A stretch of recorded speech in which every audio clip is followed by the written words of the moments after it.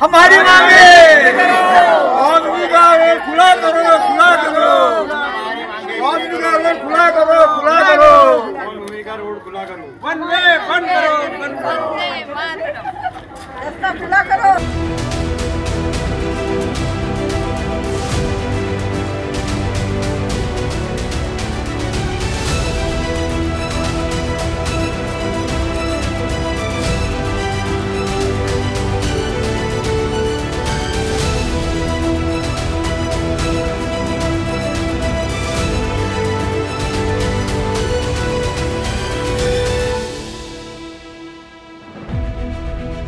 आमचा 40 वर्षापासूनचा पावनभूमीचा जाण्याचा हा रस्ता होता सोमलवाडा चौकाकडे जाण्याचा। तिथे आम्हाला जायला सुविधा आहे, सिग्नल असल्यामुळे आमचा हा एकमेवच रस्ता आहे। यांनी पूल बांधल्यामुळे काय झालं की आमचा हा रस्ता बंद केला आणि याला वन वे करून टाकला आणि रस्ता पण छोटा केला आणि सगळं एन्क्रोचमेंट पुलाचं एन्क्रोचमेंट केलं। याला तुम्ही नागपूरचा विकास म्हणणार का? तुमच्या विकासासाठी दुसऱ्या लोकांचे 40 वर्षापूर्वीचे रस्ते बंद करणार का? आज कमीत कमी इथे 2,500 ते 3,000 लोकांचा प्रॉब्लेम आहे। 2,500-3,000 नागरिक इथे राहतात, त्यांना जाण्याचा प्रश्न पहिला। आता हा लहान मुलगा आहे, त्याच्या शाळेच्या सगळ्या बसेस इथे बंद झाल्या, त्यांना वर्धा रोडला पायी जावं लागते। छोटे मुलं यांना एकच जाणार। आता आम्हाला यांनी अविनाश ठाकरेजी यांनी आम्हाला आश्वासन दिलं की आम्ही हा तुमचा 2 वेचा रस्ता आम्ही करून देतो। ह्या साईडनी जाताना इकडनं आता राऊंड तिथून स्लॅब जी होती ती स्लॅब टाकणार होते, ती स्लॅबसुद्धा त्यांनी कॅन्सल केली की त्यांनी म्हटलं की आमचं बजेट बघ आता थांबलं आहे। 33 कोटीचं जे बजेट होतं आमचं संपल्यामुळे आम्ही तुम्हाला स्लॅब टाकून देऊ शकत नाही आता, पण आम्ही काही दिवसात त्यांनी आम्हाला आश्वासन दिलं की थोड्या दिवसांनी आम्ही तुम्हाला स्लॅब टाकून देऊ। तोपर्यंत आमचा हा जो वन वेचा रस्ता केला आहे हा आम्हाला 2 वे करून पाहिजे।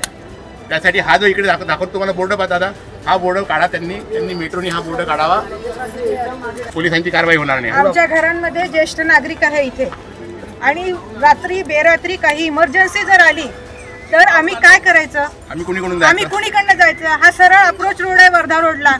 इमर्जन्सीमध्ये मेडिकल हेल्प असेल आम्हाला हवी असेल तर गाडी इथून टाकली तर आमच्या गाड्यांवर चालन बसवणार का? इथेच रहिवासी असून आमच्याच गाड्यांवर चालन आम्ही बसवून घ्यायचा। आमच्याच रोडसाठी अप्रोच रोड जो आहे तोच बंद करून टाकला तर आमची समस्या कुणी सोडवायची हो? मागच्या 2 वर्षांपासून काम चालू आहे, आम्ही काही सहकार्य केलं नाही का? केलं। आणि ह्या पुलासाठी जे म्हणतात ते अप्रोच रोडसाठी आम्ही प्रयत्न पण केले, पण आम्हाला पाहिजे तसा रिस्पॉन्सच मिळत नाही आहे। रिस्पॉन्स मिळत नाही आहे, मग असं आमच्यासाठी उपाय काय दुसरा करायचं काय?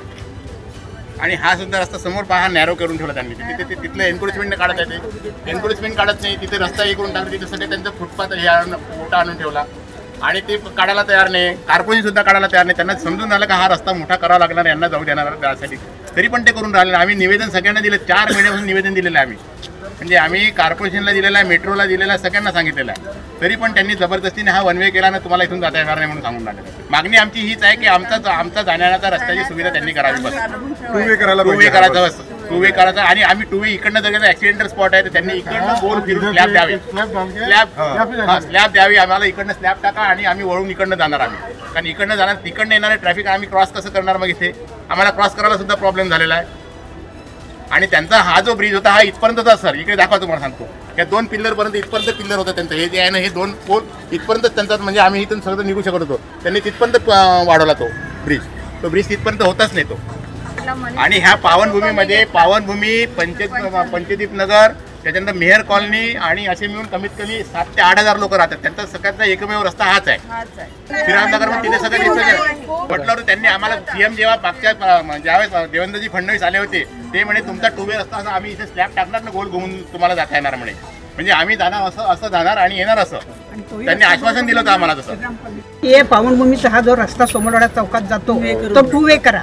गेल्या 50 वर्षापासून इथे नागरिक राहत आहेत आणि 50 वर्ष काय सोमलवाडा हे खेडेगाव होता आणि तो खेडेगाव असल्यामुळे कितीतरी वर्षापासूनचा तो रस्ता इथे चालू होता आणि तो रस्ता आता तुम्ही बंद करून आणि चौकात सिग्नल आहे, आम्ही सिग्नल त्या रोडनी जाता येत नाही ना, मग 2 वे केल्याशिवाय अर्थात होत आहे, कारण हा एकमेव रस्ता होता पावनभूमीत येण्या जाण्याचा। तो जो दुसरा पर्याय सांगताय तो श्रीरामनगराचा रस्ता आहे आणि तिथे सिग्नल नाही आहे, इथे सिग्नल आहे जो सेफ आहे। इथून येण्या जाण्यासाठीचा जो सेफेस्ट मार्ग होता तोच बंद करून ठेवला आहे आणि त्याच्यावर जर चालन बसणार असेल तर आम्ही तिथून येणं जाणं का करावं? तर एकच मागणी आहे की इधर हा बोर्ड काढून हा रस्ता सुरू करावा किंवा ते काम होईपर्यंत, किंवा मग दुसरा पर्याय करून द्यावा, शासनाने करावा. मला रोज शाळेत लेट होतं आणि आमची मॅम खूप रागवते की का रोज लेट होते आणि त्याच्यामुळे मला खूप रागवा भेटतो शाळेत. बस येत नाही आमची इकडे तर आम्हाला तिकडे चालत जावं लागतं.